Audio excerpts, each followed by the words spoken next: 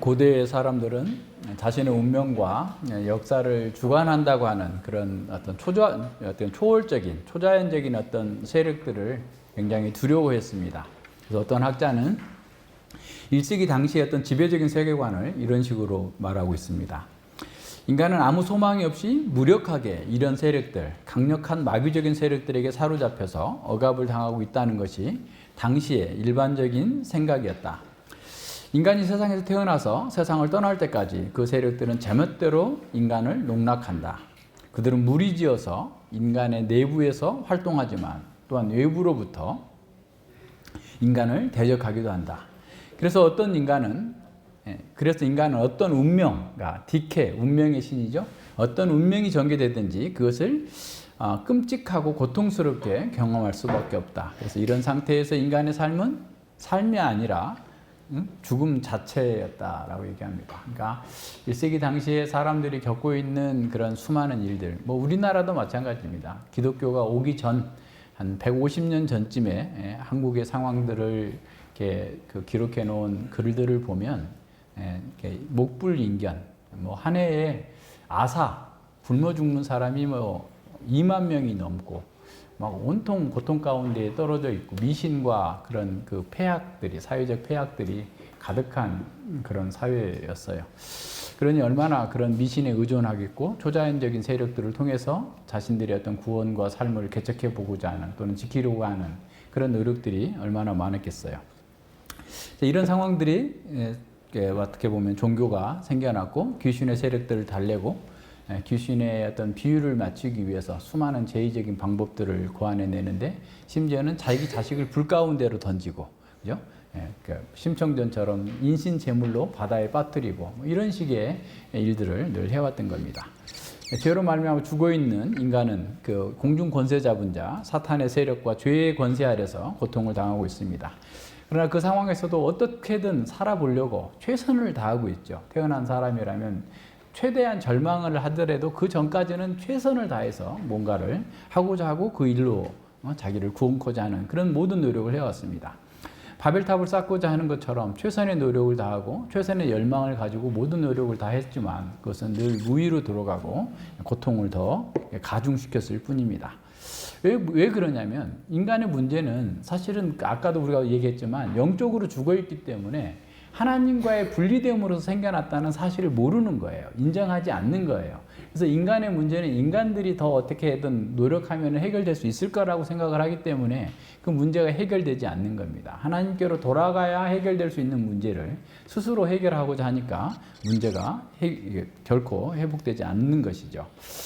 그래서 영적으로 분별할 수 없기 때문에 하나님께 가면 하나님께서 나의 삶의 문제를, 내 인생의 문제를 해결해 주실 거다라고 했어도 듣지 못하고 보지 못하고 여전히 하나님을 찾지 않고 자기 방식의 자력구원의 노력에 모든 노력들을 쏟아붓고 있는 겁니다.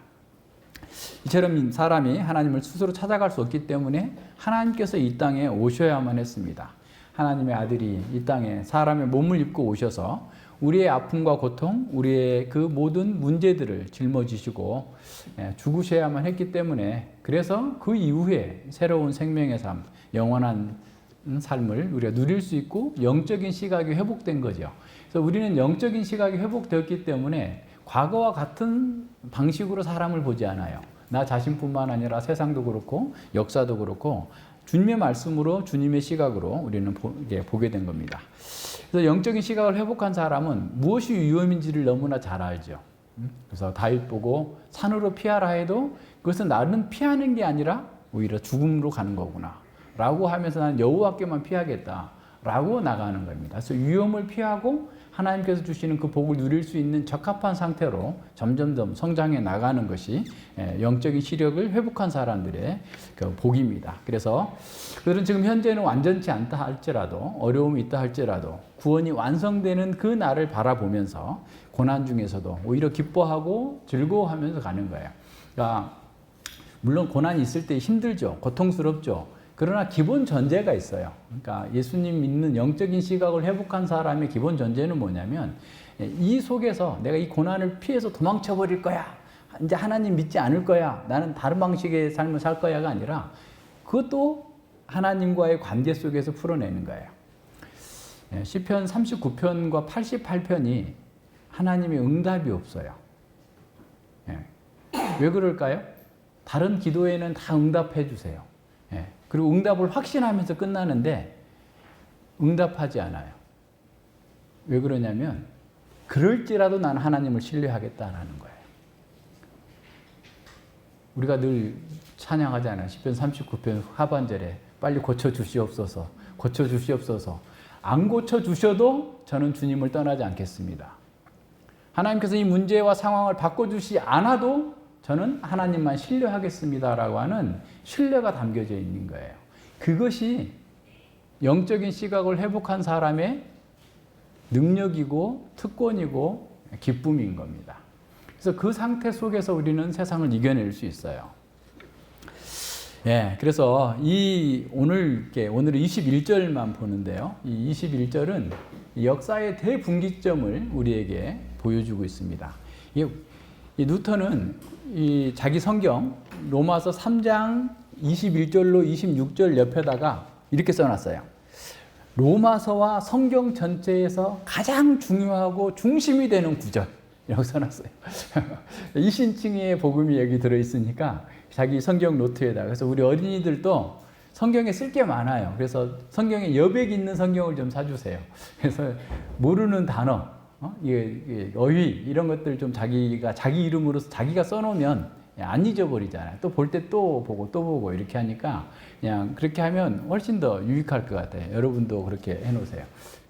그래서 그런 가장 중요한 성경 구절인 만큼 또 굉장히 많은 논란이 있어요. 그러니까 종교개혁 당시에는 이게 그대로 그냥 받아들여졌는데 그 이후에 성경신학이 발전하면서 본문의 문맥 속에서, 전체 문맥 속에서 어떻게 이해해야 되느냐에 대해서 막 하나하나 이렇게 그 문제들이 굉장히 많은 그런 본문입니다. 그러나 우리가 전에 1장 16, 17절에서 다루었던 내용들을 다시 한번 상기하면서 이렇게 쭉 해 나가면 저는 어렵지만 여러분은 어렵지 않게 받아들일 수 있을 겁니다. 그래서 쭉 한번 살펴보면 3장 21절부터 26절까지가 어려운 이유는, 또 3장 31절까지가 좀 어려운 이유는 우선 이제 본문에 사용되고 있는 그런 어떤 그 수사법을 조금 더 이해할 필요가 있어요. 그러니까 첫 번째는 어떤 게 있냐면 아나포라라고 하는 그 수사법인데, 이건 어떤 거냐면 앞에서 했던 내용을 반복하면서 확장해주고 있어요. 그러니까 동일한 반복이 아니라 반복된 그 내용을 반복하면서 확장해 주는 거예요. 그러니까 1장 16절과 17절이 로마서 전체의 주제라고 그랬잖아요. 그 주제에 나왔던 그 내용들, 복음, 구원, 하나님의 의, 믿음에 관해서 그 내용들을 여기 지금 3장 21절로 26절까지 해서 그걸 확장해 주면서 그 내용들을 다시 반복하면서 깊이 있게 설명을 해주고 있어요. 그게 왜 그렇게 되는 것인지를 설명해 주고 있어요. 그래서 이제 1장 16, 17절에서 하나님의 복음의 내용, 복음의 영광을 선언하고 난 후에, 그리고 어떻게 사람들이 믿음에서 믿음으로 이르게 됐는지를 설명한 후에 1장 18절부터는 어떻게 보면 하나님의 진노의 계시가 나왔잖아요. 3장 20절까지는 계속 왜 인간이 구원받을 수 없는가? 왜 인간의 형편이 이 모양 이 꼴인가? 왜 유대인들은 그렇게 율법을 가지고 있음에도 불구하고 그 율법에 따라서 구원을 누리지 못하고 계속해서 똑같은 동일한 실패와 진노 아래에 있는가에 대해서 계속 설명을 해왔어요. 그러고 나서 다시 지금 1장 16, 17절에서 말했던 그 복음을 자세하게 설명해 주는데 그게 3장 21절부터 4장 마지막까지예요. 자, 그 내용을 우선 잘 이해하시면서 따라오면 돼요. 자, 그러면서 이제 26절까지 계속 설명되어졌던 그 복음에 대해서 또 반론이 제기될 수 있잖아요. 그래서 27절과 31절에서는 디아트립의 방식으로 두 번째 수사학, 아까는 아나포라라고 하는 그런 수사학을 썼다면 이번에는 디아트립의 질문과 답변하는 방식으로서 그 문제를 풀어내는데, 여기도 아까 얘기한 것처럼 어떻게 아나포라적인 기능이 담겨져 있어요. 이미 3장 1절로 8절에서 나왔던 디아트립에서 계속 질문과 응답을 했던 것들이, 그리고 24절, 23, 25, 26절에서 제기될 법한 그런 의문들에 대해서 다시 다루면서 그 진리를 확정하면서 나가고 있어요. 무슨 말인지 아시겠죠? 그게 31절까지 쭉 연결이 돼요. 그래서 그 내용들을 잘 살펴서 보면서 하나하나 잡아 나가면 이 복음의 영광과 부요함이 우리 가운데 더 충만하게 드러나게 됩니다. 그래서 24, 26절에서 선언되어 있는 이신칭의의 진리를 다시 한번 그래도 나는 동의할 수 없어 하면서 질문할 것 같은 것들을 질문해 내면서 질문을 끌어와 가지고 그것이 아니고 이렇게 봐야 되는 거야 라고 하면서 분명하게 보여주는 거예요. 예를 들어서 이제 마지막에서 그럼 율법을 폐하느냐? 율법 필요 없는 거네. 아니야. 율법을 바르게 완전하게 세우는 거야 라고 하면서 쭉 이끌어 가고 있어요. 논의를. 그래서 이제 그 내용들을 쭉 생각해 보면 됩니다. 예, 우선 3장 21절로 26절에서는 그리스도 안에서 하나님의 의에 대한 진술이 쭉 시작되죠. 그래서 이것은 어떻게 보면 전체 4장까지의 어떤 서론이면서 핵심을 이루고 있어요. 그래서 하나님의 의를 나타내는 방법이 무엇이었는가? 어떻게 해서 하나님의 의가 나타나고 있는가? 그리고 어떻게 하나님의 의를 통해서 죄인들이 구원을 받는가? 의롭다함을 얻는가? 라고 하는 것에 대해서 보여주고 있습니다. 그래서 하나님의 의의 계시로 인해서 믿음으로 응답한 사람들이 믿음으로 의롭게 하신다고 하는 그 의와 칭의와 하나님께서 그들을 구원하시는 구원의 의, 속성적인 의, 전달적인 의가 다 같이 포함돼서 나타나고 있어요. 그래서 우선 첫 번째, 우리말로는 이제는이라고만 되어 있는데 헬라어에는 눈이 그러나 이제는, 그러나라는 말이 빠져 있어요. 우리말 번역에는. 그러나 이제는. 그러니까 역사의 대분기점이 왔다는 거예요. 계속 1장 18절부터 쭉 3장 20절까지 전개됐던 게 뭐예요? 진노 아래에 있는 인간, 죽을 수밖에 없는 인간, 율법을 가지고 있음에도 불구하고 멸망할 수밖에 없는 그런 인간들의 한계와 절망과 비통함을 전제하고 있었는데 오히려 이제 새로운 방법, 그러나 이제 새로운 전환의 시대가 왔다. 역사가 대전환이 됐다라고 하는 거예요.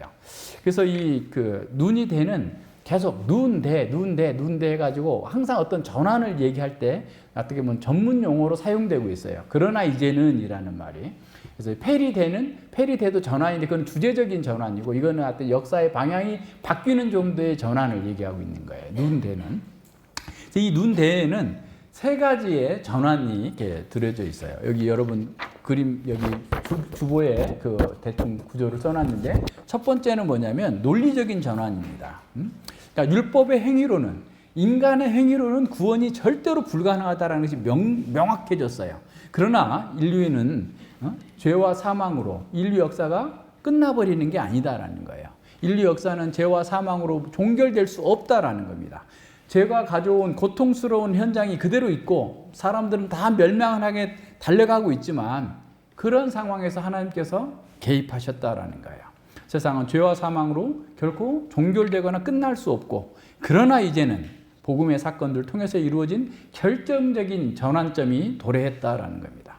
그래서 그러나 이제는 그 전후를 대비하는 거예요. 그리스도 이전의 시대, 그리스도 이후의 시대를 대비하면서 그 속에서 새로운 길이 열렸다라고 하는 사실을 보여주는 거죠. 그러니까 앞뒤의 사건들 속에서 이렇게 우리가 흔히 무슨 영화를 볼 때 악당이 막 다 이기고 다 끝난 것처럼 보았는데 갑자기 반전이 일어나가지고 그냥 딱 뒤집히는 것처럼 지금 역사가 지금 그렇게 뒤집혀가지고 새로운 시대가 도래했다라고 하는 사실을 보여주는 겁니다. 왜냐하면 세상이 멸망하고 끝날 수 없는 이유는 뭐겠어요? 하나님께서 이 세상의 주인이시고 역사의 주인이시기 때문에 결코 하나님의 의도와 다르게 역사가 끝나거나 세상이 맞춰질 수 없기 때문에 그렇습니다. 하나님께서는 온 우주의 주인으로서 당신님의 주권을 행사하시고 바로 그 일이 시작됨으로 말미암아서 인류에게 새로운 길이 열렸음을 보여주고 있는 거예요. 두 번째는 연대기적 전환이에요.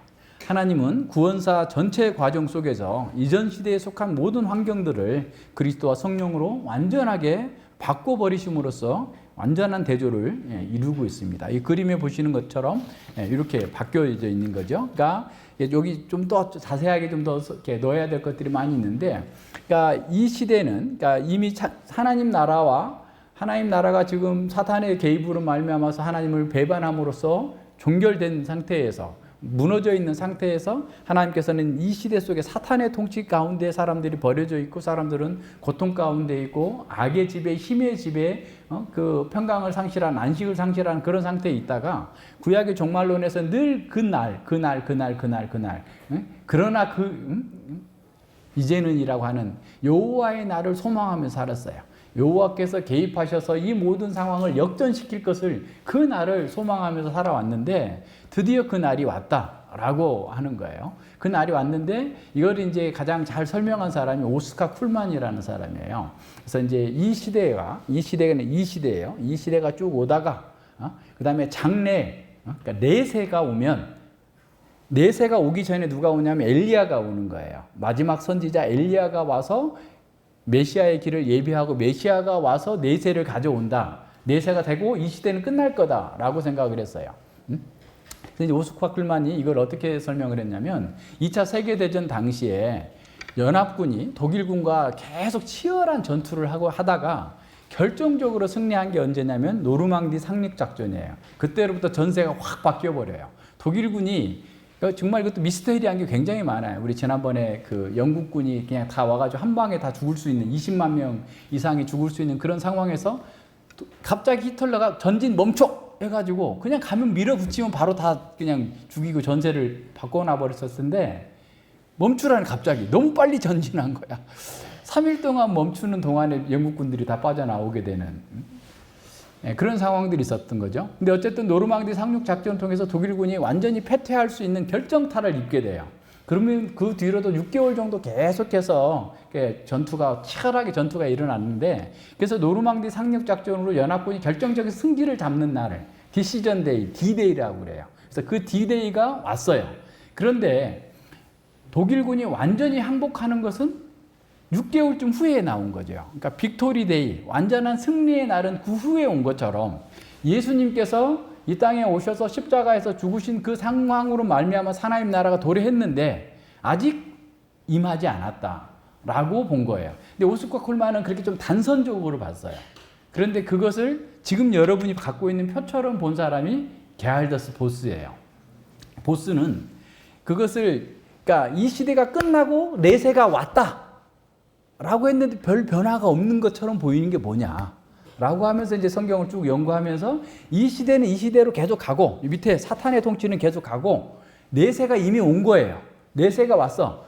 그러나 이제는 온 거예요. 그죠? 내세가 와서 보스는 사실 이거 그리스도의 부활로 이렇게 표현을 했는데 우리는 그냥 초림 자체가 이미 예수님의 이 땅에 하나님 나라가 왔다라고 표현하셨기 때문에 예수님의 초림 그 자체가 이미 하나님 나라가 온 거예요. 내세가 이미 가져온 거예요. 내세가 와서 같이 진행되고 있다가 어떻게? 예수님이 재림하시면 완전하게 사탄의 통치, 이 세상이 끝나고 하나님 나라가 완성될 것이다 라고 하는 방식으로 보여주고 있는데 지금 바울이 얘기하고 있는 그러나 이제는 언제예요?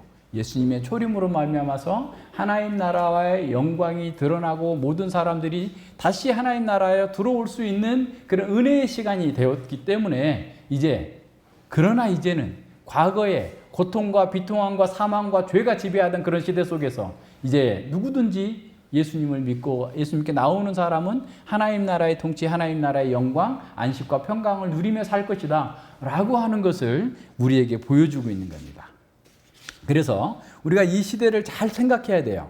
우리 시대가 지금 겹쳐 있다. 왜 예수님 믿는 사람도 고난을 당하느냐? 이 시대와 겹쳐 있기 때문에 그래요. 근데 우리가 실제로 속한 세대는 어디예요? 내세예요. 하나님 나라. 이 하나님 나라로 표시된 건 구약의 종말론에서 보면 내세예요. 올 세대예요. 올 세상이야. 그러니까 올 세상에 우리가 속해 있지만 아직도 이 세대 속에 또 한 동시에 속해져 있잖아요. 그래서 신약의 윤리는 어떤 거냐면 이 두 시대가 함께 진행되고 있는 상황 속에서 우리는 이 시대가 아니고 내세에 속한 사람으로서 하나님 나라에 속한 삶의 윤리와 삶을 살아라 라고 하는 것으로 쭉 연결되고 있어요. 그래서 이러한 내용들을 분명하게 알고 있어야 우리가 지금 시대를 잘 볼 수 있어요. 오늘도 우리 에스겔 20장에 본 것처럼 우리가 어떻게 역사를 보느냐, 이 시대를 바라보느냐에 따라서 우리의 삶의 방향과 목표가 달라지는 거예요. 그래서 우리는 이미 내세에 속한 사람으로서 이 땅에서 살려고 해야 되는데 자꾸 옛날처럼 그냥 이 시대 사람처럼 살면은 안 되는 거죠. 그래서 바울 사도가 로마서 12장에서 1절과 2절에서 말하고 있는 것처럼, 그죠? 예, 새로운 마음으로, 새로운 세계관을 가지고 하나님께서 기뻐하시고 선하시고 온전한 뜻이 무엇인지를 알고 그것을 우리의 삶 전체로서, 예배로서 드려야 되는 것. 그것이 합당한 예배다라고 말씀합니다. 그래서 바울 사도가 말하고 있는 그러나 이제는 이라고 하는 것은 하나님 그리스도의 초림으로 하나님의 통치가 시작된 이 연대기적 전환점을 얘기하고 있는 거예요. 그래서 그러나 이제는 연대기로 바뀌었어요. 그러나 우리는 어디에 속해 있는지를 더 분명하게 알아야 되겠죠. 세 번째는 종말론적인 이제입니다. 그러니까 그 구약 시대에는 예수님이 초림할 때가 늘 종말이라고 했어요. 구약의 세계관에서는 예수님이 메시아가 초림하면, 메시아가 오시면 구원과 심판이 동시에 이루어진다라고 생각했어요. 그래서 지금 이 시대는 종말의 시대예요. 예수님이 오신 그 시대부터 지금까지 종말의 시대예요, 여러분. 그래서 그 종말의 시대, 종말을 보여주고 있는 종말의 이제인 거예요. 그래서 우리는 길고도 어둡고 정말 고통스러운 그런 시대 속에 있다가 정말 의로운 태양이 떠올라서 새 날이 밝았고 세상에 빛이 넘치는 그런 세계로 바뀐 종말을 우리는 살고 있다는 사실을 기억해야 됩니다. 그래서 그러나 이제는 그리스도의 오심으로 말미암아서 시작된 이 구원의 시대가 활짝 열려 있음을 선포하고 있는 거예요. 구원사의 대전환이 시작됐고 죄와 악이, 사탄이 지배하고 있던 그 옛 시대가 가고 의와 생명이 지배하는 새로운 시대가 도래했음을 선언하는 겁니다. 그래서 하나님의 영광이 우리 속에서 역사하고 하나님의 의가 우리에게 주어져서 이 세상 가운데에서 우리는 의로운 생명, 새로운 생명을 따라 살게 된 겁니다. 그래서 종말의 시작된 종말 속에서 완성을 향해 가고 있는 이 종말의 시대 속에서 그러나 이제가 나오는 거예요.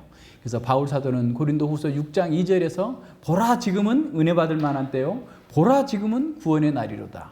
지금은 예수 그리스도 안에 들어오면 은혜를 받고 구원 누릴 수 있는 하나님 나라가 이미 임한 시대인데도 불구하고 여전히 예전 방식으로 살면은 안 된다라는 겁니다.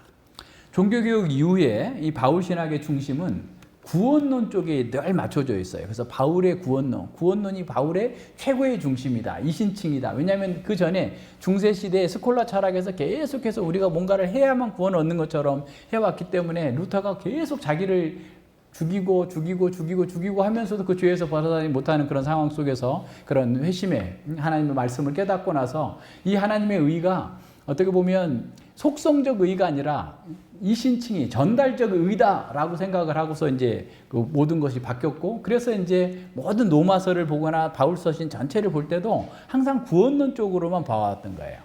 그런데 놀랍게도 아까 얘기했던 그 게알더스 보스는 이게 20세기, 19세기, 그러니까 20세기 초부터 그러니까 계속해서 바울 신학의 중심은 구원론이 아니고 종말론이다라고 얘기합니다. 그 당시 사람들은 이해를 못했어요. 그래서 그 당시에는 이 보스의 책이 팔리지를 않아. 뭐 이해를 못하니까. 그러니까 너무 앞서가는 얘기한 건데, 그러니까 당시에 뭐 세대주의나 수많은 잘못된 신학들이 막 이렇게 범람하고 있는 중에 바울 신학의 핵심은 구원론이 아니라 종말론에 있다. 종말론 속에서 구원론이 나오고 기독론이 나오고 성령론이 나온다. 그래서 모든 중심은 종말론에 있다라고 얘기를 합니다. 그러면서 그 보스는 고린도후서 5장 17절을 해설하면서 이런 식으로 얘기해요. 고린도후서 그 5장 17절은 그런즉 누구든지 그리스도 안에 있으면 새로운 피조물이다라고 말씀하고 있잖아요. 그래서 이 새로운 피조물이라고 하는 말을 구원론적인 입장에서 보니까 내가 새로운 사람이 되었구나, 이런 식으로만 이해한다는 거예요. 보스가 보기에. 근데 그것은 오히려 종말론적인 거다. 새로운 피조물이라는 말은 종말론적인 새로운 기원을 두고 있음을 이렇게 말하고 있다라고 그래요. 그래서 보스는 우리가 그리스도 안에 있다는 것은 개인적인 내면에서 일어난 일을 모사하는 것이기도 하지만 그 전에 이미 그 환경 속에 있어야 된다는 거야. 어떤 거예요? 하나님 나라가 임했어야 되는 거죠. 종말이 임했기 때문에 그 속에서 우리가 새로운 피조물로서 그 종말에 참여한, 하나님 나라에 참여하는 것이 됐지, 그냥 그 새로운 피조물이라는 말을 구원론 쪽으로 내가 새로운 사람이 되었구나 라고 하는 정도에서 끝나면 안 된다는 거예요. 우리를 둘러싸고 있는 온 세상이 새로운 면모, 새로운 양상으로 새로운 하나님 나라가 임해 왔다라는, 새로운 질서 속에 있다라는 사실을 전대하는 것이 먼저다라는 거예요. 정확한 지적이죠. 그래서 예수 그리스도께서 새로운 만물의 질서를 주관하시는 중심이시고 실제로 새로운 세계를 만들어내고 대표하시는 분이다라고 선언합니다. 따라서 우리는 이 새로운 질서, 새로운 환경, 새로운 시대에 참여하고 있음을 인식하고 종말에 참여하는 삶, 내세에 참여하는 삶을 지금 여기서 우리가 살아내야 된다라는 겁니다. 자, 문제는 우리는 이런 시대적인 변환을 이렇게 인식하고 있는가? 논리적인 변환이 있는가? 연대적인 변환이 있는가? 종말론적인 이제라는 인식 속에서 지금 현재의 삶을 살고 있느냐라는 거예요. 그러나 이제라고 할 수 있을 만큼 우리의 사고와 우리의 세계관과 우리의 태도가 논리적으로 전환되어 있는가? 그러나 이제라고 외칠 만큼 과거의 삶으로부터 분리되어 있는 연대기적인 전환을 경험하고 있는가? 그러나 이제라고 하는 종말론적인 그 이제가 실제 삶에서 우리의 삶을 승리로 이끌고 있는가? 이게 더 중요한 겁니다. 그래서 우리는 BC에 속해서 살고 있는 사람인가 하면 BC는 뭐죠? Before Christ. 예수님과 상관없던 삶의 방식대로 살고 있으면 안 되는 거예요. 지금 종말이 왔기 때문에. 이미 종말이 왔고 하나님 나라가 임했기 때문에 우리는 지금 에노 도미니, 그리스도 후, 그리스도 안에서 살고 있는 사람으로, 이 종말에 참여하는 사람으로 살아야 된다라는 거예요.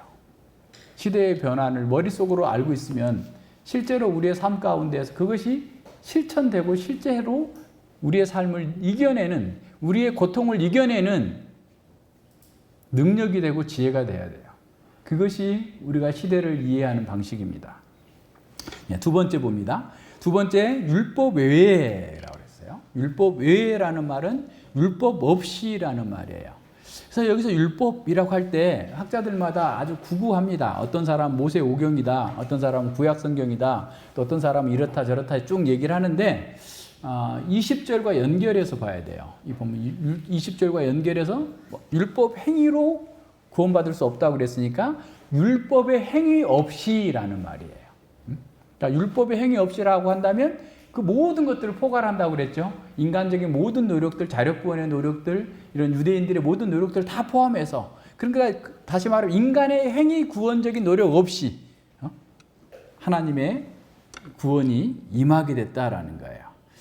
예, 그래서 유대인들마저도 죄의 영향력 아래에 있기 때문에 그 선한 율법을 가지고 오용하고 율법을 따라 살지 못했어요. 율법은 전에도 얘기한 것처럼 처음부터 구원 얻는 방도로 주어진 것이 아니었다라고 그랬죠. 하나님의 언약을 누리기 위해서, 구원받은 사람이 언약을 누리기 위해서 하나님께서 주시는 그 말씀이었는데 그것마저도 지키지 못해서 하나님의 언약적 복에 기댈 수밖에 없다라는 사실을 보여주고 있는 거예요.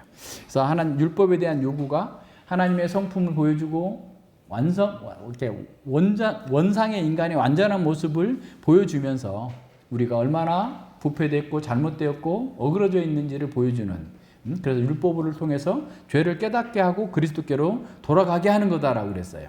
자, 그래서 이 율법은 인격적인 경험으로서 얼마나 죄가 심각한지를 자기에게 깨닫게 하는 거예요. 그러니까 율법으로는 죄를 깨달음이라고 했을 때도 인격적이고 경험적인 깨달음이라고 했으니까 율법을 통해서 우리의 죄가 얼마나 심각한지가 보여야 돼요. 그래서 심지어는 내가 쥐구멍이라도 들어가고 싶을 정도로 자기의 죄가 발견되었을 때 그 속에서 예수 그리스도의 그 구속의 은혜가 더 크게 드러나게 되는 겁니다. 그래서 죄의 굴레에서 스스로 벗어날 수 없다라고 하는 사실을 깨닫고 하나님만을 의지할 수 있도록 우리를 준비시켜 나가는 겁니다. 자, 보세요. 옛 시대에는 하나님의 진노가 지배했어요. 죄가 지배했어요. 사탄의 지배했어요. 힘이 통치했어요. 그래서 그 사람들은 억압과 고통과 탄식에서 참으로 그 날을 기다려왔어요. 종말의 때를 기다려왔어요. 그런데 이제 드디어 종말이 왔어요. 그러나 이제는 왔어요. 이제는 하나님의 의가 지배하는 새로운 시대가 왔는데 그 새로운 시대가 어떻게 왔다고요? 율법을 통해서나 자기 행위로가 아니라 율법의 행위 없이 하나님의 은혜로서 주어진 거다라는 겁니다. 자, 그럼 율법의 행위 없이 하나님의 의가 나타났는데 여기서 그럼 하나님의 의는 또 뭐냐? 라고 하는 것을 다시 생각해야 돼요. 자, 1장 16, 17절에서 얘기했던 것들을 다시 봅니다. 1장 16절에서 복음에는 하나님의 의가 나타났다라고 했을 때 루터가 깨달은 것은 하나님의 속성적인 의, 공의가 아니라 하나님께서 우리를 칭의, 의롭게 해주신다라고 하는 그 전달적인 의라고 생각했어요. 자, 용어가 좀 어려워요. 다시 씁니다. 하나님의 속성적인 의는 하나님의 공의예요. 두려움이에요. 그 하나님의 그 두려움 가운데 서면은 누구나 다 죽을 수밖에 없는 거예요. 그래서 복음에서 루터가 그 전에 고통스러워했던 것은 그 복음에 나타난 하나님의 공의를 본 거예요. 자기의 죄가 너무 심각한 거예요. 그래서 그 자기를 수많이 학대하면서 죄를 죽이려 해도 죄를 죽일 수가 없었어요. 고통 가운데에서 막 부르짖었어요. 그런데 어느 날 비가 오는데 천둥이 치고 막 이러는 그런 상황 속에서 막 죽을 것 같은 그런 고통 속에 있다가 이게 하나님의 의가 하나님의 공의가 아니고 하나님께서 우리를 의롭다 하시는 칭의의 의구나 라고 생각을 해서 거기서 벗어나게 됐고 그래서 종교개혁이 출발이 된 거예요. 그러나 전에 얘기한 것처럼 그 복음에 나타난 하나님의 의가 그러면 전달적인 의만 있느냐? 그게 아니고 하나님의 의라는 말이 우리가 지난번에 로마서에서 하나님의 의라는 말이 8번 쓰였어요. 그리고 로마서 밖에서는 3번 하나님의 의라는 말이 나와요. 로마서에서는 이제 하나님의 의라고 나오기도 하고 그의 의라고도 나오기도 했는데 그 의를 다 검토해 보니까 하나님의 의라는 말이 하나님의 속성을 나타내는 경우가 있어요. 하나님의 속성적 의를 나타내, 다시 말해 하나님의 공의를 나타내는 본문이 있단 말이에요. 그리고 또 하나는 하나님의 전달적인 의, 또 하나는 하나님이 행동하시는, 구원하시는 행동의 의를 얘기하는 거예요. 하나님 의롭시다 라고 할 때 하나님의 신실하다 했을 때 이 3가지가 같이 쓰여지고 있어요. 예를 들어서 마태복음이나 야고보서나 베드로서에 나와 있는 그 하나님의 의는 속성적 의가 강해요. 거의 다 속성적 의로 나오는데 가령 그 로마서 10장 한번 보세요. 여기서도 좀 나오는데 로마서 10장에서도 보면 10장 그 3절 보세요.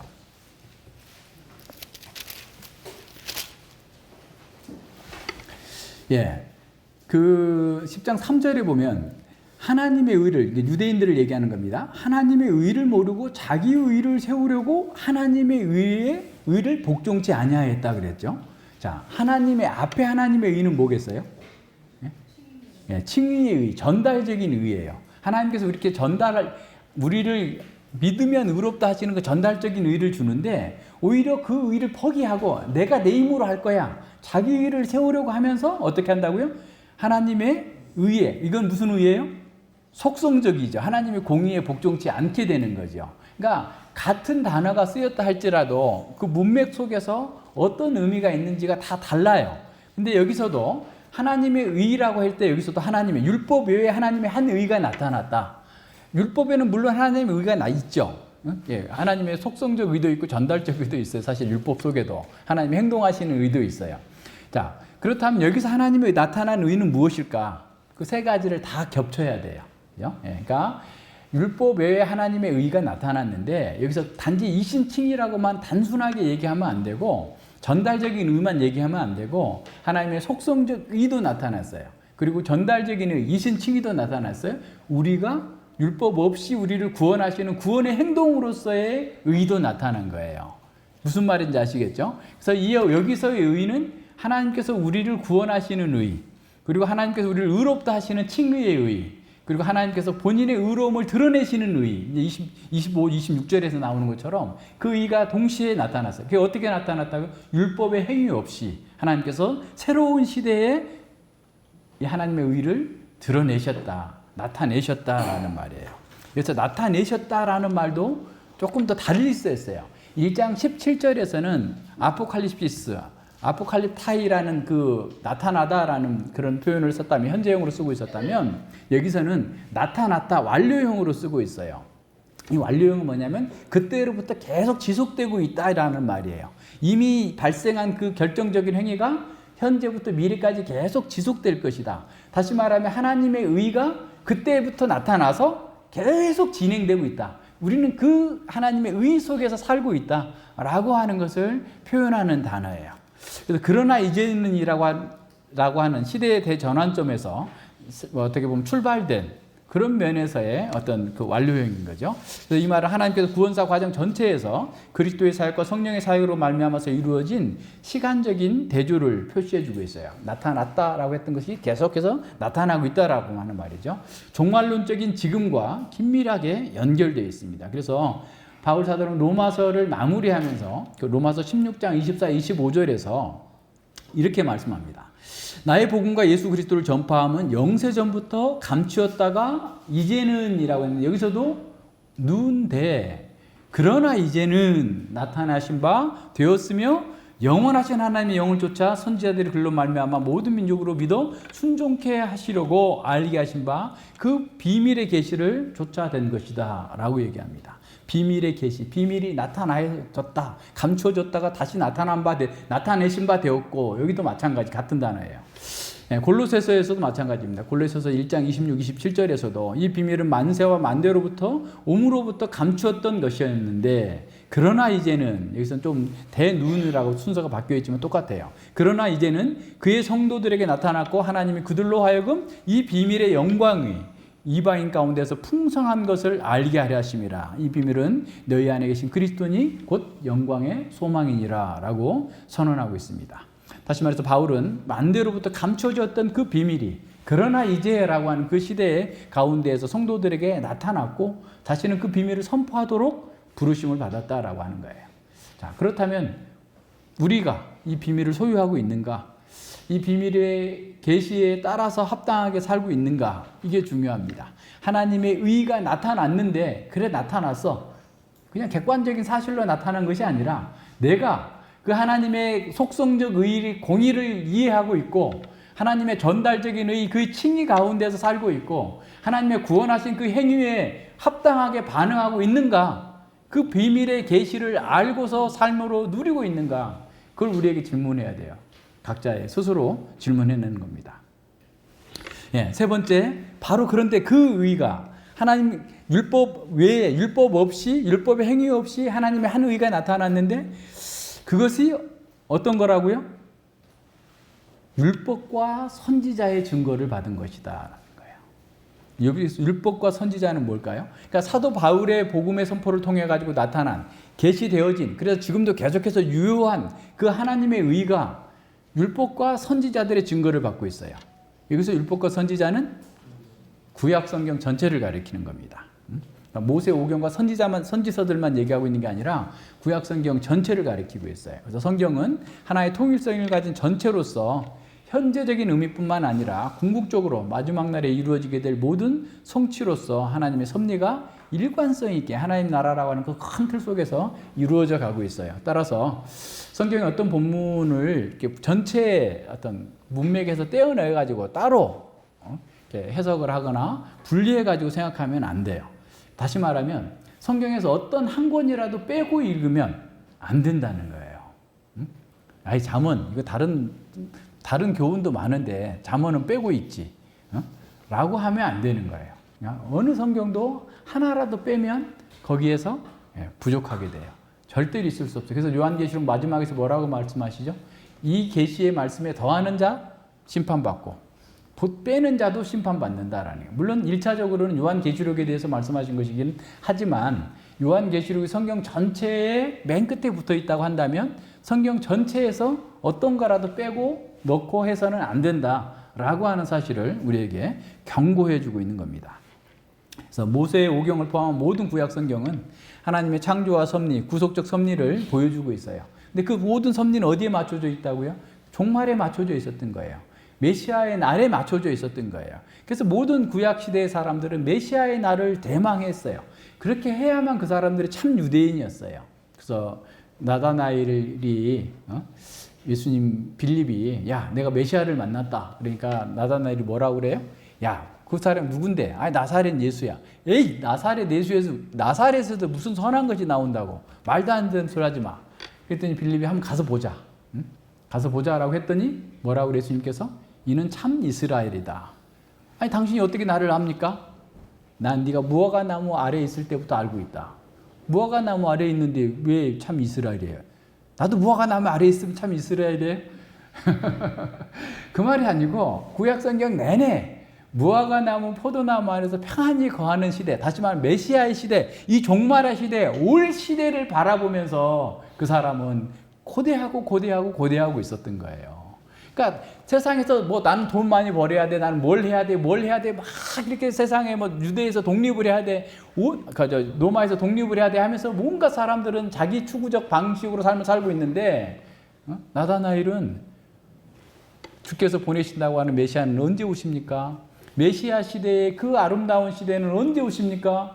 라고 생각하고 그 모든 생각과 초점이 거기에 맞춰져 있었기 때문에 예수님께서 이는 참 이스라엘 사람이다 라고 말씀하신 거예요. 그러니까 정말 그 변화된 그 시대를 바라보면서도 그렇게 살았다고 한다면 우리는 어떻게 했어요? 이미 그걸 받은 사람이고 성취를 본 사람이고 누리고 있는 사람들이 나다나엘보다 못하게 맨날 무슨 차를 사야 되나, 뭐 해야 되나, 어떤 거 맛있는 거 먹을 수 없나, 이런 것만 생각하고 있다면 부끄러워해야 되는 거죠.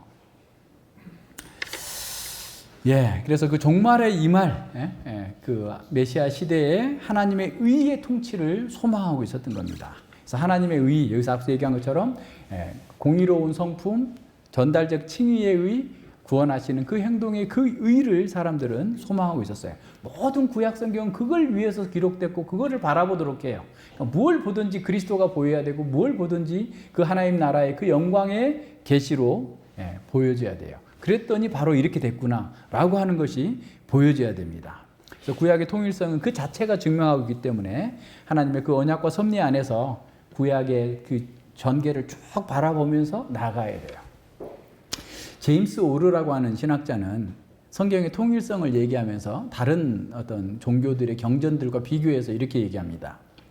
예를 들어서 코란은 내용이 일목요연하지 않는 잡동사니와 같은 책이어서 질서나 의미 전개를 찾아볼 수 없다는 거예요. 그러니까 코란은 막 이 말 했다 저 말 했다 막 하는 거예요. 근데 그 114개의 챕터가 있나 봐요. 114개의 챕터들은 주로 길이에 따라서 배치를 했던 거예요. 그러니까 길이가 100페이지짜리는 1장, 95페이지는 2장, 이런 식으로 뒤로 갈수록 페이지가 적은 걸로 이렇게 코란이 구성되어 있다는 거예요. 논리적 전개나 어떤 인과성이 전혀 없이 그냥 어떤 말들을 모아놨다라는 겁니다. 그리고 조로아스터교나 또는 불교의 경전은, 불경은 두 경전 모두 논리적인 시각이나 끝도 없으며 대부분 이질적인 자료들을 여기저기서 끌어다가 나열해내온 책에 불과하다. 오히려 코란보다도 더 못하다는 거예요. 자, 그러면서 여기에 비하면 성경은 전혀 다른 책이다. 창세기부터 계시록까지 내용적으로 완전한 통일성을 갖고 있다. 단편적인 내용들을 단순히 주워 모은 책이 아니라 각 부분은 서로 유기적으로 연결되어 있어. 그러니까 어디를 빼버리면 유기적 통일성이 이루어지지 않게 된다는 말이에요. 말하자면 시작부터 끝까지 하나의 연결된 얘기로 되어 있다. 성경을 읽노라면 그 속에 무언가 살아있다는 것을 깨닫게 된다. 책 속에는 하나의 뚜렷한 계획과 목적의 발전이 있다. 시작과 끝은 하나로 연결되어 있으며 결국 모든 일은 하나님께서 이루셨다는 사실을 드러낸다라고 그랬어요. 성경의 통일성은 다 지금 어디에 맞춰져 있어요? 하나님의 의가 율법의 행위 없이 드러날 것이다. 모든 사람에게 주어질 것이다. 앞서 유대인뿐만 아니라 이방인의 하나님도 계시기 때문에 이방인들도 그 하나님의 의 가운데서 구원 얻을 것이다 라고 하는 것에 초점이 맞춰져 있고 통일성이 이루어져 있다라는 겁니다. 그래서 구약의 어떤 예언들뿐만 아니라 구약 성경 전체가 이 메시아 시대를 예언하는 거예요. 그래서 하나님 나라의 방식으로 이렇게 해석을 해야 됩니다. 그래서 하나님으로 말미암아서 하나님 나라의 다양한 방식으로 이런 모습 저런 모습을 보여주는 거예요. 시편도 아가서도 심지어 모든 성경들이 다 하나님 나라의 백성들, 메시아 시대 속에서 속한 사람들이 어떠한 삶을 살 것인가를 우리에게 보여주고 있는 겁니다. 그래서 예수님께서는 요한복음 5장 39절에서 너희가 성경에서 영생을 얻는 줄 생각하고 성경을 참고하거니와 성경이 곧 내게 대하여 증거하는 것이다. 예수님은 성경의 모든 성경은 바로 나에 대해서 메시아 시대에 바로 그러나 이제는 시대에 돌아야 할 그 내세를 바라보면서 하나님 나라를 바라보면서 예언한 것이다 라는 겁니다. 그리스도의 복음 사건은 세대주의자들이나 또 어떤 자유주의자들이 말하는 것처럼 유대인들의 불신앙 때문에 유대인들이 율법을 지켜서 의롭게 되고 구원받을 수 있었는데 그들이 불신앙 때문에 어쩔 수 없이 하나님의 대체적인 방법으로 예수 그리스도를 보내셨고 그래서 예수님이 죽어서 그래서 구원받았고 유대인들은 유대인대로 따로 구원 방식이 있고 이방인들은 예수님을 믿어서 구원받는다라는 방식으로 생각해서는 절대로 안 된다라는 거예요. 우리가 슈바이처를 잘 알고 있잖아요. 슈바이처는 예수님의 생애가 그 종말론 사상에 굉장히 집중되어 있고 그것을 사고하느라고 예수님은 전체 생애를 이렇게 바쳤다라는 거예요. 그는 예수님에게 하나님 나라는 철저하게 미래에 속했고 탈세상적인 것이라고 주장합니다.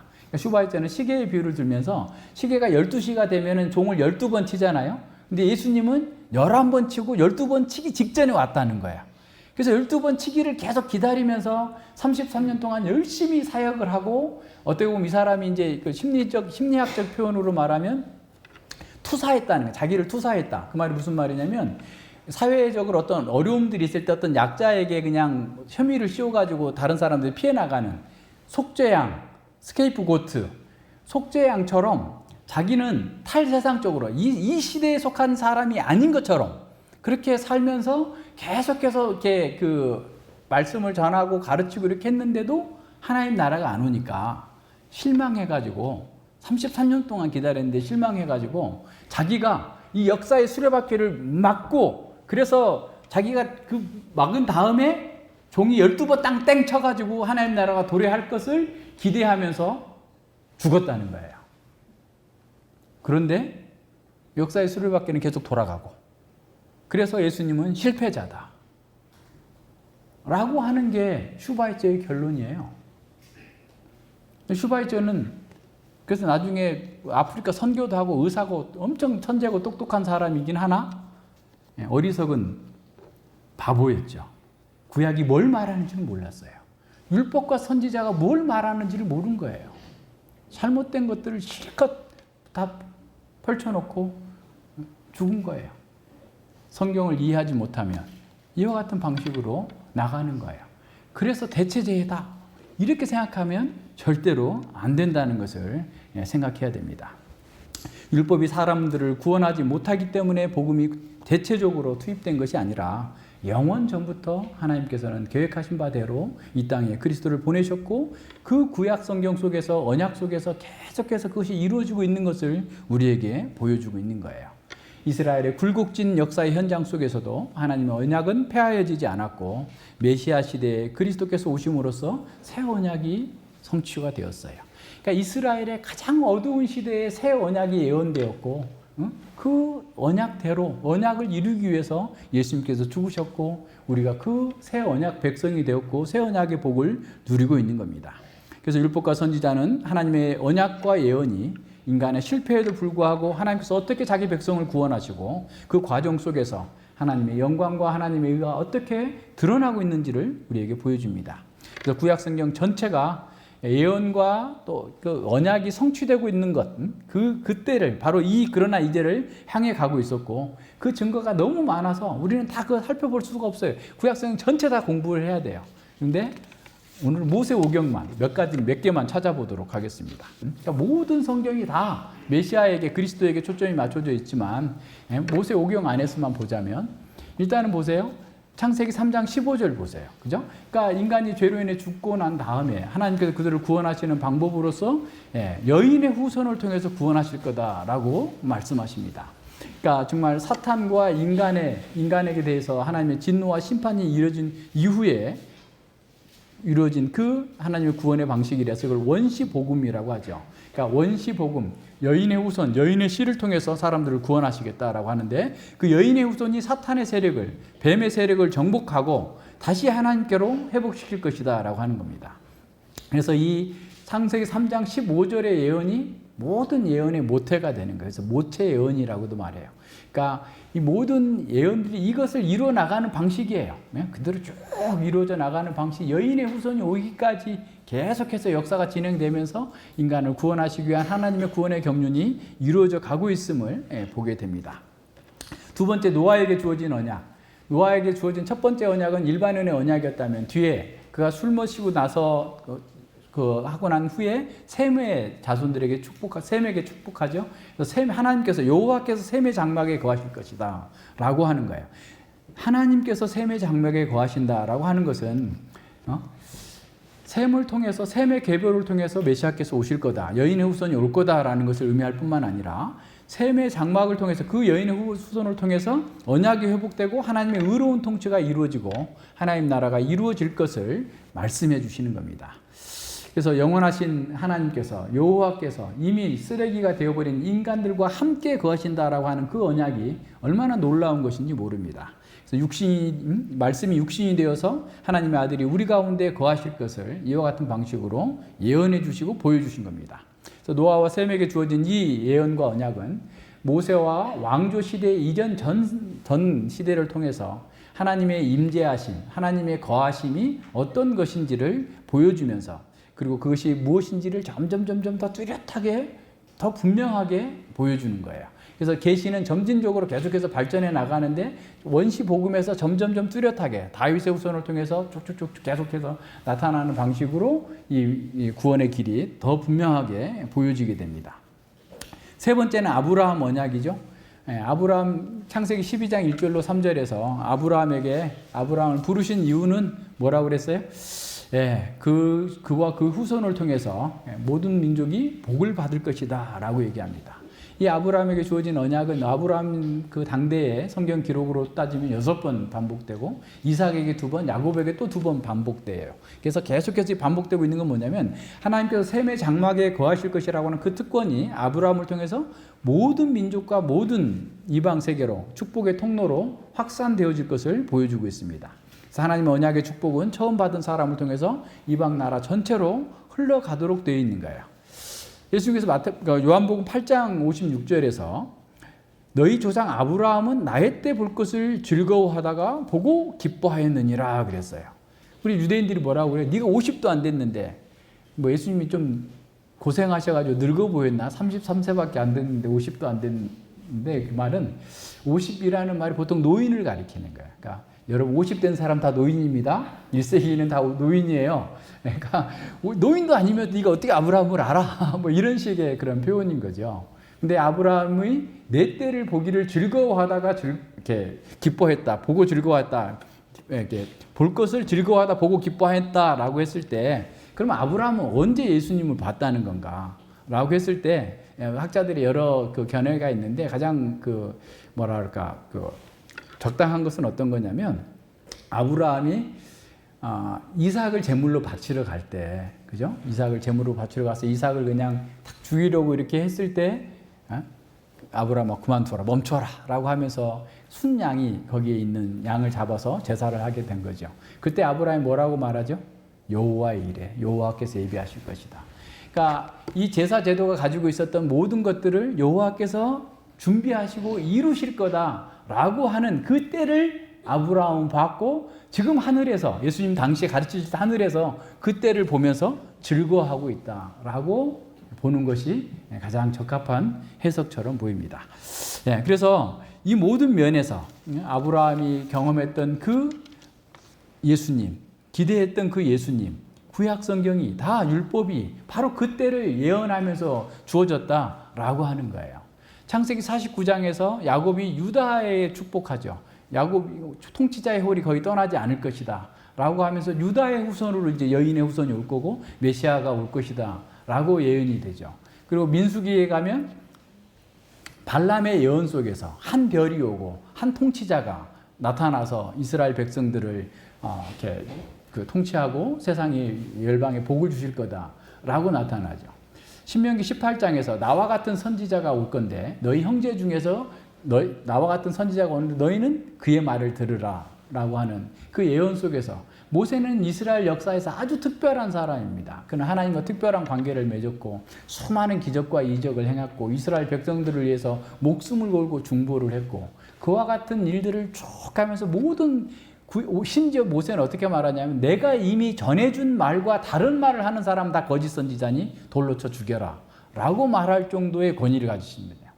자, 그런데 예수님께서 오병이의 기적을 행하셨죠. 헤롯이 세례 요한을 죽여버렸어요. 그러고 나서 예수님께서 광야로 가서 백성들을 가르치면서 5천 명을 먹이시는 생명의 기적들을 나타냈을 때 사람들은 예수님을 보고 뭐라고 말하냐면 네가 곧 그 선지자가 아니냐 그 선지자는 뭐예요? 모세와 같은 선지자. 모세와 같은 선지자.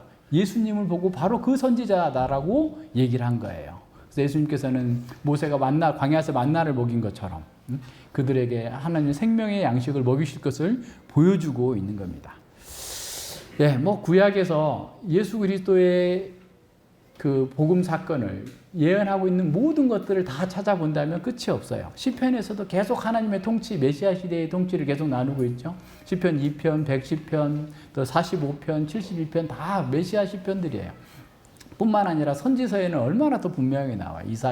이사야서에서, 미가서에서, 어디에서 태어나실 것까지, 에레미야서에서 또 어떻게 있을지, 마태복음 2장에 보면 다섯 개의 어떤 6개의 성취형 식구 통해서 구약의 모든 성경이 다 예수 그리스도의 탄생과 죽으심을 예언하고 있었던 것이다라고 하는 사실을 쭉 나타내 보여주고 있잖아요. 선지서들은 더 구체적으로 분명하게 보여주고 있습니다.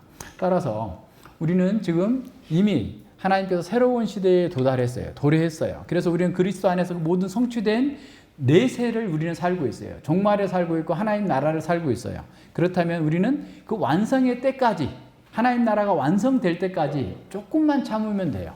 조금만 참으면 돼요. 내가 그냥 주님 오시기 전에 빨리 주님 편에 갈 수도 있고, 주님이 우리 시대에 오셔서 우리를 부활시켜서 하나님 나라의 완성에 이르게 하실 수도 있고, 그 때를 바라보면서 지금 잘 참고 인내하면서 그 시대로 나아가야 됩니다. 그래서 율법과 선지자는 그러나 이제는이라고 하는 역사의 대전환점을 지향하면서 가르쳐 왔습니다. 복음 모든 인류의 문제가 역전될 수 있는 그 종말의 날, 여호와의 날이 왔다고 선언합니다. 하나님 나라, 흔히 세상 사람들이 말하는 유토피아, 그런 천국은 인간의 노력이나 율법의 행위로 만들어질 수 없습니다. 하나님 나라는 원시 복음에서 예언된 것처럼 여인의 후손으로 오신 예수님께서 죄와 사탄을 정복하고 자기 백성을 구원하시는, 그래서 하나님의 의를 이루시고 믿는 자들에게 하나님의 의를 입혀주심으로써 성취됩니다. 이 놀라운 사건은 구약성경은 점진적으로 계시해 주었고 신약성경은 그 언약이 예수 그리스도 안에서 성취되었음을 증거합니다. 또한 예수님께서 재림하실 때 그 하나님 나라가 완성될 것을 예언하고 있습니다. 이거 하나만 남았어요. 다른 모든 예언은 성취됐고 예수님이 오신다는 이 예언 하나만 우리는 남아있어요. 그럼 그 예언을 잘 붙들고 그 종말의 시대를 살고자 해야 되겠죠. 사람들은 스스로 자기 인생을 통제하고 주도권을 쥐고 싶어 하기 때문에 하나님 말씀마저도 자기가 통제하고 자기가 원하는 부분만 잘라내서 실용적으로 이용합니다. 우리도 성경을 비인격적으로 축소함으로써 우리의 목적에 이용하거나 또는 부담되는 말씀들은 피해가 버려버립니다. 그래서 우리가 응답해야 될 하나님의 말씀이 아니라 지나가는 응급 차량의 경적 소리 정도로, 왱왱하는 소리 정도로 가볍게 여기는 일이 많아요. 매주 말씀을 들어도 매주 똑같은 반응을 보이고 있는 것처럼 보일 때 우리 스스로도 좀 답답하잖아요. 그죠? 그러니까 말씀을 내가 주도적으로 내가 가리고 빼고 이렇게 하려고 하지 말아야 돼요. 말씀 앞에 내가 응답해야 됩니다. 그렇게 갈 때 그 복을 누릴 수 있어요. 하나님의 말씀은 우리에게 하나님 말씀은 하나님을 만나는 방법이면서 하나님 그 자신이에요. 우리는 그 말씀을 받을 때 하나님을 받는 것으로 받아들여야 됩니다. 그래서 우리도 하나님의 말씀이 아니라 우상에 붙들렸던 이스라엘 백성들처럼 세상에 수많은 우상들을 붙들고 있는 것은 아닌지 스스로 한번 돌아봐야 돼요. 하나님은 말 못하는 우상들에게 마음이 빼앗긴 이스라엘 사람들이 듣도록, 우상이 알아들어요? 우상한테 말한 게 아니라 이스라엘 백성들이 알아듣도록 이사야서에서 이렇게 말씀하는 거예요. 나 여호와가 말하노니 너희 우상들은 소송을 일으키라. 야곱의 왕이 말하노니 너희는 확실히 증거를 보이라. 장차 당할 일을 우리에게 진술하라. 또 이전 일이 어떠한 것도 구하라. 우리가 연구하여 그 결국을 알리라. 혹 장래사를 보며 후에 이루어질 일들을 진술하라. 그럼 너희의 신됨을 우리가 알리라. 또 복을 내리든지 화를 내리라. 우리가 함께 보고 놀라리라. 과연 너희는 아무것도 아니며 너희 일은 허망하며 너희를 택한 자는 가증한 자니라. 하나님을 붙들어야 되는데 하나님을 붙들지 않고 우상을 붙들고 있는 사람들한테 정신 차려라. 우상이 장래일을 예언하더냐? 그 장래일이 우상이 말한 대로 되더냐? 아니지 않느냐? 말해봐라. 그런 우상을 따라가는 게 얼마나 어리석고 가증한 일이냐라고 말씀합니다. 그런데 우상은 우리 정욕에 부합하는 말을 하거든요. 자유를 약속하는 거거든요. 그런데 그 자유는 자유가 아니라 억압과 굴종을 자유로 포장해서 내어줍니다. 네 마음대로 하면 네가 자유로울 거야. 네가 행복할 거야. 그러나 그 말은 자아 속에 가두어 버리는 거예요. 하나님 나라의 그 영광을 보지 못하고 하나님의 의를 누리지 못하고 자기 틀 안에 갇혀서 억압과 굴종 속에서 살도록 만드는 거예요. 사이렌의 소리예요. 사단의 소리예요. 분별할 수 있어야 됩니다.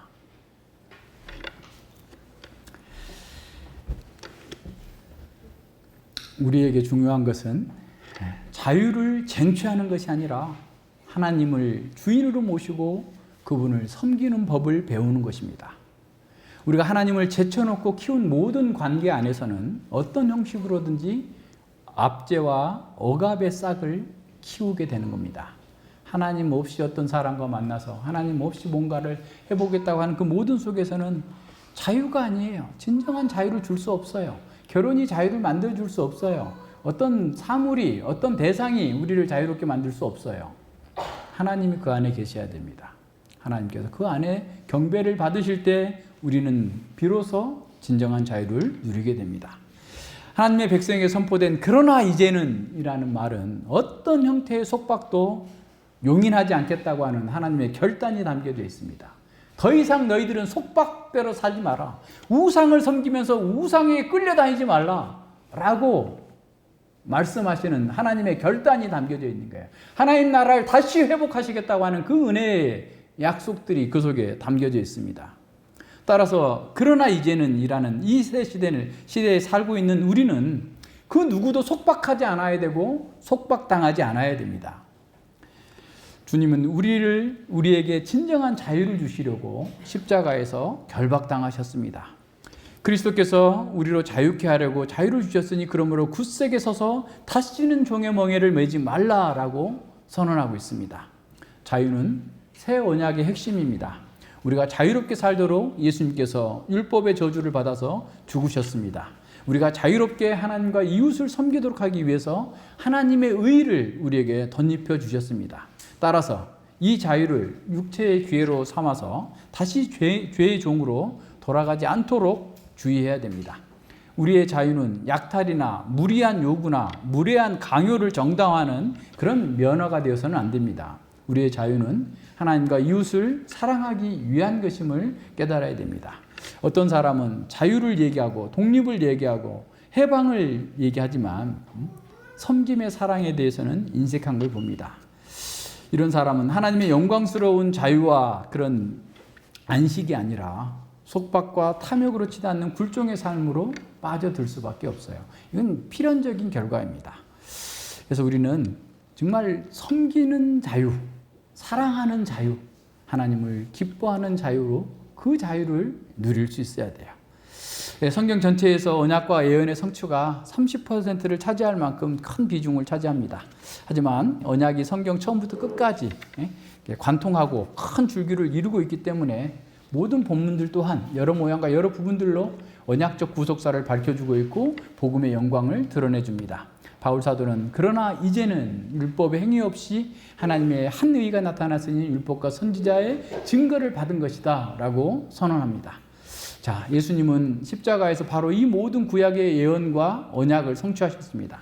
예수님은 우리의 죄와 사망을 짊어지시고 우리를 대신해서 죽으시고 부활하심으로써 역사의 대전환을 이루셨습니다. 예수님은 십자가에서 피 흘리셔서 새 언약을 이루셨고 다 이루었다라고 선언하셨습니다. 그러나 이제 그 종말의 날이 왔고 계속된다는 것을 선언하신 겁니다. 우리는 사탄과 죄가 지배하던 자리에서 하나님이 다스리는 평강의 나라로 옮겨졌습니다. 그리고 그것은 계속됩니다. 우리에게 의로운 해가 떠올라서 치료하는 광선을 발하고 있습니다. 이제 우리는 외양간에서 나온 송아지처럼 뛰면서 즐거워해야 됩니다. 자유로운 사람이 되어야 됩니다.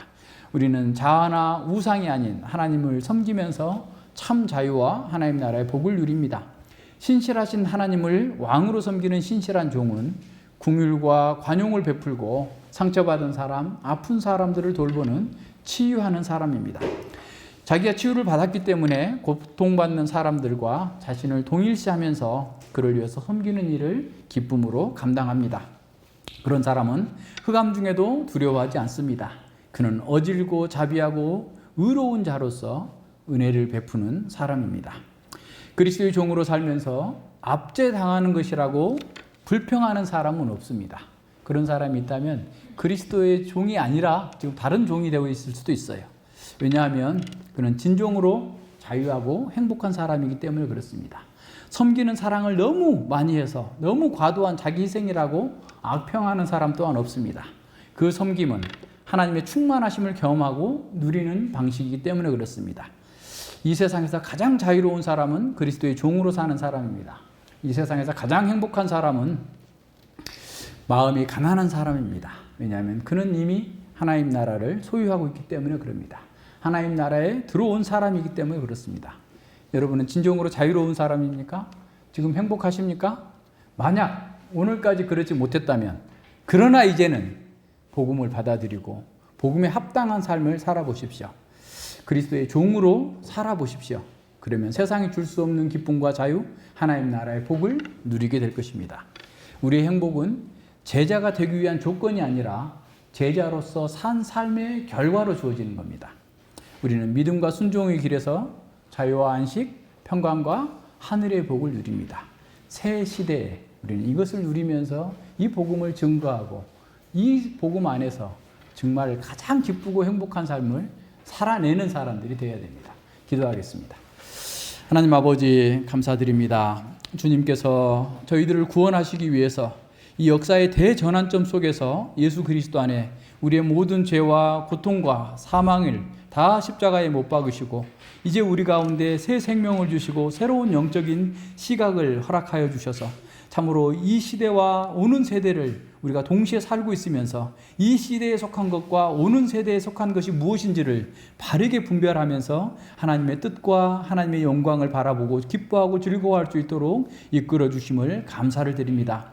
역사 전체, 구약 성경 전체가 바로 이 하나님의 의를 통해서 우리가 구원 얻을 수 있다는 사실을 우리에게 가르쳐 주셨고, 이것이 또한 우리의 행위나 우리의 노력이 아니라 하나님께서 우리에게 긍휼하심과 자비하심을 나타냄으로 말미암았다는 사실을 알고 우리 가운데 큰 기쁨으로 주님께 화답하며 살아갈 수 있도록 이끌어 주시옵소서. 주께서 우리에게 이와 같이 큰 복을 주셨음에도 불구하고 우리가 옛 시대에 속한 사람처럼 살고 있지 않는지 각성하여 돌아보게 하여 주시고, 내세에 속한 사람, 하나님 나라의 백성이 된 사람으로서 종말론적인 실존을 잘 이루어 나가면서 하나님 나라의 복을 우리가 누리고 이웃들에게 증거하고 나타낼 수 있도록 함께하여 주시옵소서. 감사드리며 예수님 이름으로 기도드립니다. 아멘.